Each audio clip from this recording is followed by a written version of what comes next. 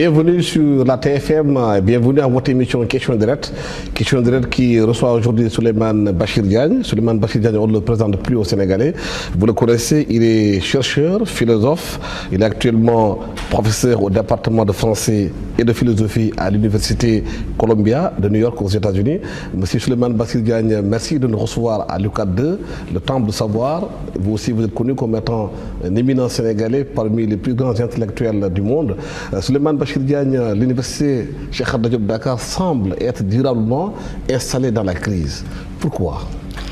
Écoutez, d'abord, je suis heureux de vous accueillir dans mon université, l'UCAD, et de vous faire l'honneur de ces locaux admirables qui sont les locaux de l'UCAD 2, les bâtiments qui ont été construits tout dernièrement pour élargir la capacité d'accueil de notre université. Vous avez raison de dire évidemment que l'UCAD s'est installé durablement dans la crise. C'est malheureusement un constat que tout le monde fait. Nous sortons d'une longue période de grève et vous admettrez avec moi qu'il n'est pas normal qu'aujourd'hui, vendredi 19 juillet, nous soyons en train de terminer le premier semestre pour ce qui est de la faculté des lettres et sciences humaines. Il y a tellement de problèmes qui ont une nature multiple. Je parlais ce matin avec mon ami le doyen Abdoul Sow de la faculté des lettres et sciences humaines qui m'a donné un chiffre qui m'a totalement effaré. Il m'a parlé des 27 800 étudiants de sa seule faculté de lettres et sciences humaines. La plus grande université française n'a pas cet effectif-là. Et lui a des effectifs bien plus considérables dans sa seule faculté de lettres et sciences humaines. Je crois que vous avez le résumé de la crise dans des chiffres comme cela.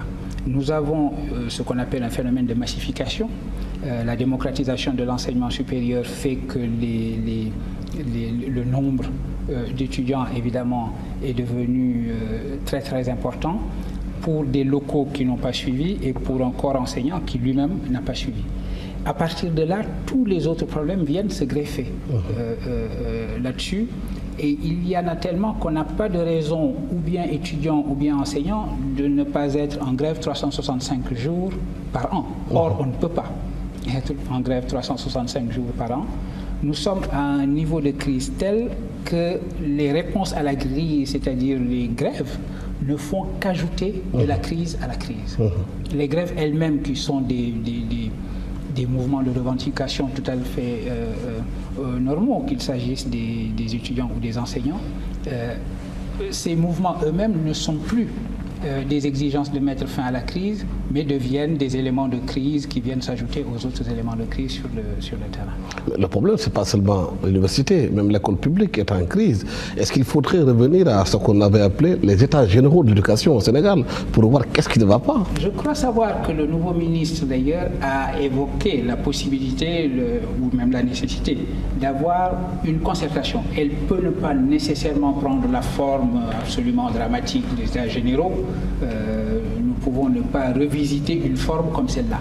Mais en tout cas, il y a une nécessité, me semble-t-il, d'avoir une concertation qui poserait des problèmes extrêmement précis, des questions extrêmement précises auxquelles les différents acteurs qui interviennent dans le domaine éducatif apporteraient des réponses extrêmement précises pour que l'on ait une concertation efficace, une concertation qui réponde à des problématiques qui auront été définies de manière extrêmement stricte au départ et qui puisse également proposer des solutions que l'on puisse mettre en œuvre de la manière la plus rapide possible.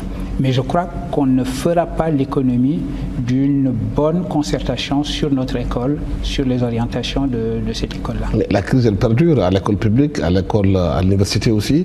Quelles sont les conséquences que cela peut avoir sur la performance du pays? Écoutez, les conséquences sont extrêmement importantes. C'est un désastre. C'est un désastre. Qu'est-ce que c'est que l'école? Si on décide de la définir en un mot, c'est la fabrique de l'avenir. C'est là qu'une société construit son avenir. Si nous sommes touchés dans la manière même dont nous inventons notre propre futur, évidemment, nous sommes touchés dans ce que nous avons de plus vital. C'est notre organisme le plus vital qui est ainsi touché. Je vous donne un exemple. Le pays où je vis aujourd'hui, les États-Unis, ils ont une espèce d'anxiété très forte vis-à-vis de leur système éducatif parce qu'ils voient que des pays comme Taïwan, Singapour, les pays d'Europe du Nord, la Chine, sont en train de les dépasser. Et sont en train de les dépasser dans des secteurs très précis qui sont les sciences et les mathématiques. Et en ce moment, toute la question qui se pose aux États-Unis, chaque fois qu'on est dans les élections, et donc c'est devenu un des thèmes électoraux par excellence, que faire pour que l'école retrouve son excellence et pour que cette école américaine ne se fasse pas distancer sur ces plans-là, sur le plan de l'enseignement des sciences et des mathématiques. Quand un pays le plus puissant au monde, comme les États-Unis, est en train de se poser des questions de cette nature, nous aurions dû être encore plus angoissés que les États-Unis. Or, nous n'avons pas le sentiment que nous posons des questions de cette nature-là. Le monde entier s'est rendu compte que dans le monde où nous vivons, tout va se jouer dans le système éducatif. Comme je dis tout à l'heure, c'est la fabrique même de l'avenir. Il nous faut donc, nous ne pouvons pas faire l'économie d'une réflexion. Mais le drame dans nos pays, c'est qu'on a l'impression que ces questions-là, on ne se les pose pas. On a l'impression que c'est des revendications corporatistes, des revendications d'augmentation de salaire, entre autres, et qu'on ne pose pas les vrais problèmes de l'école sénégalaise. C'est pour cela que je disais tout à l'heure, il faut absolument, si concertation il y a, que cette concertation soit préparée par les bonnes questions, qu'on sache exactement à quelles questions nous voulons répondre et à quelles questions nous voulons voir les acteurs répondre. Parce que c'est le risque. Vous organisez une rencontre comme celle-là, elle va être tout de suite phagocytée et prise en otage par les revendications. Ceux-ci vont dire c'est l'occasion pour nous de poser notre plateforme revendicative, de la dépoussiérer, d'y rajouter une liste encore d'exigences. Ce serait le cas pour les étudiants, ce serait le cas pour les enseignants, etc. Il faut que nous ayons des questions qui ne soient pas elles-mêmes captives des revendications corporatives. Je vous donne un exemple très précis pour ne pas être trop abstrait. Je vous ai rappelé ma conversation avec mon ami Abdoul Sow sur les effectifs de la faculté de lettres et sciences humaines. Ça n'est pas normal. Nous ne pouvons pas être un pays en développement qui aurait la moitié de ses effectifs dans la seule faculté de lettres et sciences humaines. Parce qu'aujourd'hui, nous devrions avoir une distribution de notre population estudiantine telle que seule une minorité se retrouve dans les humanités et les sciences sociales. Nous devrions avoir une majorité dans ce qu'on appelle les STEM, Science, Technology and Mathematics. Nous devrions à tout prix avoir la majorité de nos étudiants dans ces secteurs-là, dans le secteur des sciences, dans le secteur des techniques, dans le secteur de l'enseignement professionnel et en mathématiques.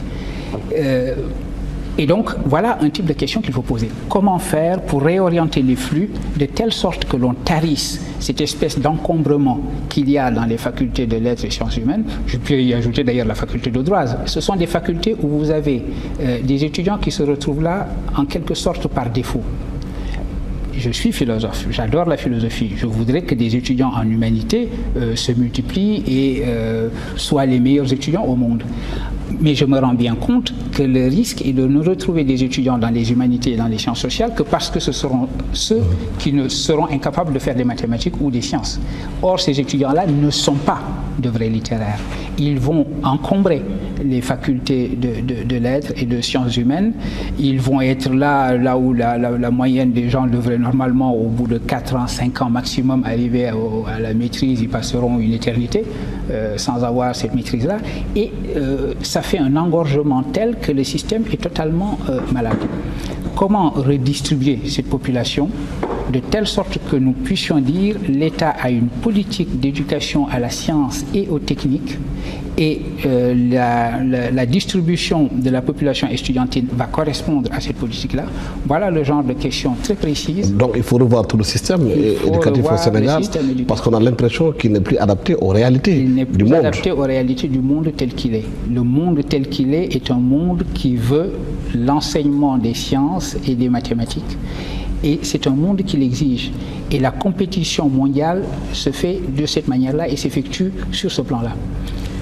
Nous ne voyons pas les grandes forces qui parcourent le monde académique tel qu'il s'est mondialisé aujourd'hui. Vous savez, vous parliez tout à l'heure de l'Inde et de la Chine. Voilà des pays qui sont devenus extrêmement importants, non seulement dans le domaine éducatif en créant des universités qui sont des universités extrêmement performantes, mais également parce que ce sont des pays en plein essor, avec des classes moyennes qui sont en plein boom et qui produisent donc des flux d'étudiants absolument énormes, que toutes les grandes universités au monde veulent capter. Pendant très longtemps, d'ailleurs, un pays qui est notre ami et partenaire privilégié, la France, a été en marge de ces flux-là. Aujourd'hui, la France est en train d'effectuer sa mise à jour académique et universitaire, parce qu'elle aussi veut capter sa part de ces grands flux d'étudiants. Qui va en faire les frais? Nous. Cela veut dire que les universités vont vouloir attirer ces étudiants-là et nous autres étudiants désargentés venant de pays comme les nôtres, nous allons être un peu les perdants de cette mondialisation des flux étudiantins et de cette mondialisation des modèles académiques. Il faut que nous en prenions conscience, que nous sachions exactement dans quel monde nous vivons, dans quel monde nous allons vivre très prochainement parce que les tendances lourdes sont déjà à l'œuvre, que nous sachions les lire et que nous y apportions des réponses très précises.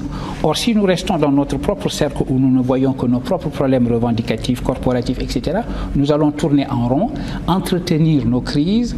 Les étudiants vont s'agiter, vont brûler quelques voitures sur la route de Ouakam. Le gouvernement en place va essayer de les calmer en prenant telle ou telle mesure qui sera simplement une espèce de cautère sur une jambe de bois. Et nous n'aurons pas réglé les problèmes de fond qui demandent à être réglés pour notre système. Mais à la différence de ces pays, c'est parce qu'il y a une vision et un leadership. Il y a une réflexion qui a été mise en branle pour que ces pays-là puissent savoir qu'en 2014, en 2015 ou en 2025, voilà là où nous voulons aller. Mais dans nos pays, l'impression qu'on a, c'est qu'il n'y a pas de vision, il n'y a pas de discussion, il n'y a pas de feuille de route. Il n'y a aucune raison pour que nous ne soyons pas, nous aussi, logés à la même enseigne. Nous avons un leadership, qu'il soit politique, qu'il soit académique, qui est à la hauteur des leaderships du monde entier. Il est à la marge, il est mis à la marge. Écoutez, pendant très longtemps, nous avons, j'ai le sentiment, tellement politisé la question de l'éducation que nous avons différé la réflexion. Ce qui me donne confiance aujourd'hui, vous parliez de capacité prospective.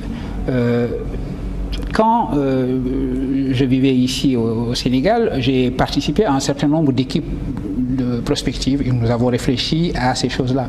Et un des amis avec lesquels nous étions dans ces équipes-là, c'est l'actuel Premier ministre Abdoul Mbaye, que je connais très bien sur ce plan-là. C'est un homme de vision, c'est un homme qui a mené un certain nombre d'exercices prospectifs, qui sait toutes ces choses-là, qui a également, et je parle de lui comme je peux parler d'autres gens que je connais, déjà le ministre de l'Éducation nationale que je connais, le ministre de l'Économie et des Finances, je suis sûr que ce sont au contraire des hommes de vision et de prospective. Et j'espère que lorsqu'ils seront installés, ils mettront cette capacité prospective également au service de l'école et je n'ai pas de doute en la matière, je leur fais tout à fait confiance sur ce plan-là. Mais c'est à partir de cette vision prospective partagée. Il faut que tous les acteurs la partagent, les acteurs qui participeraient à une concertation sur notre système éducatif, ils doivent partager cette même vision, s'asseoir et dire nous prenons des décisions pour une génération, nous prenons des décisions pour les 25, pour les 50 années à venir. Et quand on se place dans cette perspective-là et pas dans la perspective du lendemain, l'exigence totalement insensée d'avoir une bourse pour tout le monde, quoi que l'on fasse, simplement parce qu'on est inscrit à l'université, si on arrive à dépasser ce genre d'exigence absurde pour penser véritablement le lendemain, il n'y a aucune raison que le Sénégal ne prenne pas les mesures adéquates parce que nous sommes ce genre de peuple qui avons su très souvent faire face aux exigences de l'histoire. Justement, est-ce que ce n'est pas le piège au Sénégal aujourd'hui? Nos universités, tous les étudiants sont boursiers ou bien ont une aide universitaire. Ça pose problème. Le gouvernement veut revenir sur cette mesure pour dire qu'il faut donner les bourses aux plus méritants. L'université commence à ébouillonner. Les gens commencent à sortir, à aller en grève encore. Écoutez, à un moment donné, un pays ne peut pas faire l'économie de se dire qu'est-ce qui est rationnel. Et donc, ce qui est rationnel, si je le détermine, je dois faire et agir, je dois agir en fonction de ce qui est rationnel. Tout le monde serait d'accord, même ceux qui exigent cette sorte de généralisation de la bourse, seraient d'accord pour dire mais